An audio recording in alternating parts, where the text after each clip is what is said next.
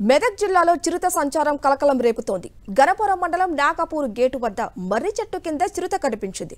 అటుగా కారులో వెళ్తున్న ఓ వ్యక్తి చిరుతను వీడియో తీశాడు. ఈ వీడియో స్థానికంగా వైరల్ గా మారింది. చిరుత సంచరిస్తుందన్న విషయం తెలియడంతో స్థానికులు భయాందోళన చెందుతున్నారు.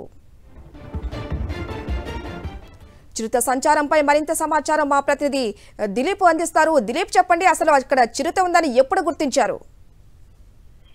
అర్ధరాత్రి సాయంత్రం అంటే 8 గంటల ప్రాంతంలో ఈ చిరుత ఆ రోడ్డు పైన సంచరిస్తున్నటువంటి దృశ్యాలను అటువైపు వెళ్తున్నటువంటి వ్యక్తులు చిత్రీకరిస్తారని చెప్పొచ్చు.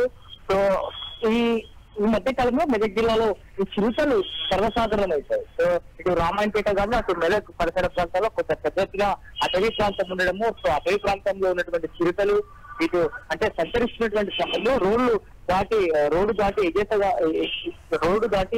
యథేచ్ఛగా సంచరిస్తున్న పరిస్థితి.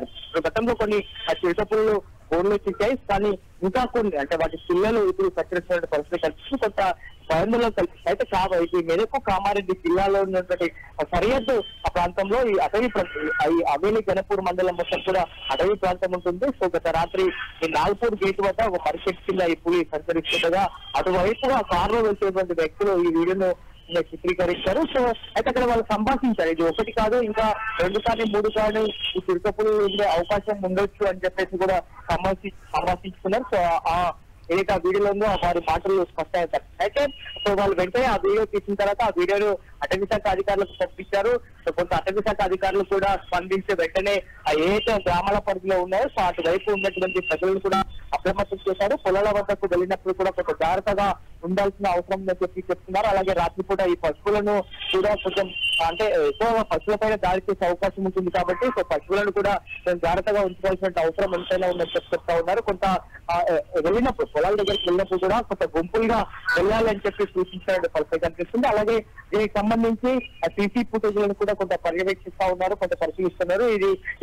ఈ చిరుతపులు ఎటువైపు వెళ్తా ఉంది, ఏ గ్రామాల పరిధిలోకి వెళ్ళే అవకాశం ఉందని చెప్పి కొంత పరిశీలన కూడా ఈ అటవీ శాఖ అధికారులు చేసిన పరిస్థితి. దీనిపైన డిఎఫ్ఓ కూడా స్పందించారు. ఖచ్చితంగా చిరుతపులి సంచరిస్తున్న ప్రాంతాల్లో కూడా ఇది మరోసారి రేపు ఎల్లుండి కానీ మరోసారి కూడా ఇది కనిపించిన పరిస్థితి ఉంటే ఖచ్చితంగా ఆ ప్రాంతాల్లో బోర్డులు పెట్టి పట్టుకునే ఆ ప్రయత్నం చేస్తామని చెప్పి కూడా చెప్పినటువంటి పరిస్థితి కనిపిస్తుంది. Thank you Dilip.